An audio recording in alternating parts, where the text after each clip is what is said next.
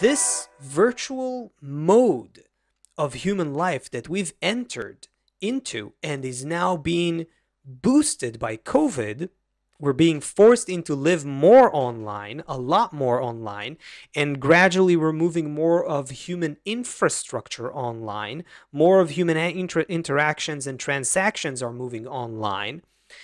It shows you that it has such a potential to impact human relationships, human observation, human perception.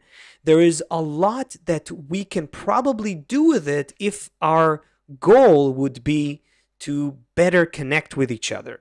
It's just not the goal right now. All those apps and social media tools that are enabling and facilitating human connection, they're not doing it for the sake of connecting people. They're connecting people for the sake of selling advertisements. You know what I mean? So that by itself reduces and puts limits on what people can actually do.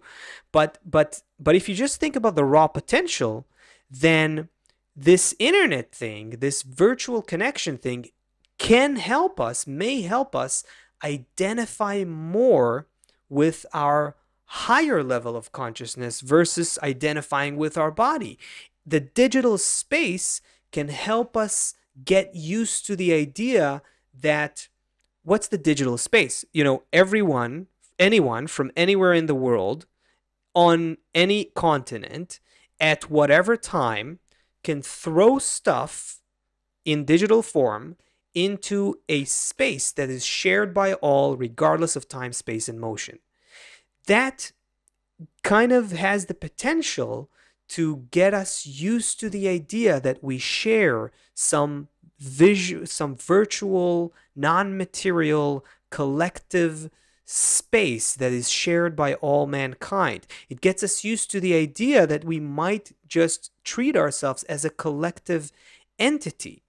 You know, I feel like there's so much potential that we can do with this virtual communication that we're just not focused on right now. And it's not by chance that in the process of human evolution, humanity becomes globalized, let's say in the midst to towards the end of the 20th century.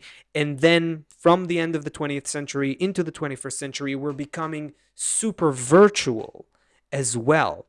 I'm interested in the effects that it may have on human consciousness positively and on human connection positively if we decide to use it that way.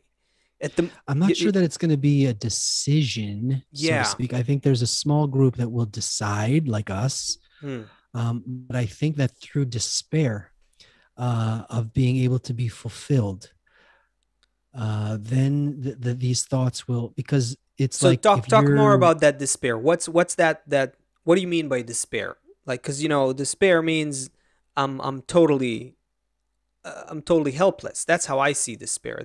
You mean that everyone's gonna feel that?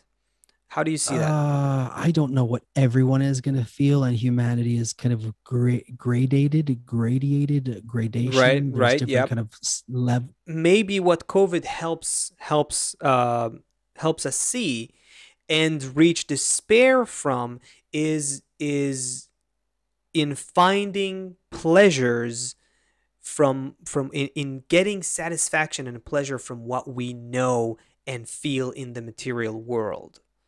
You know what I mean? Like maybe it helps us upgrade our desire for pleasure.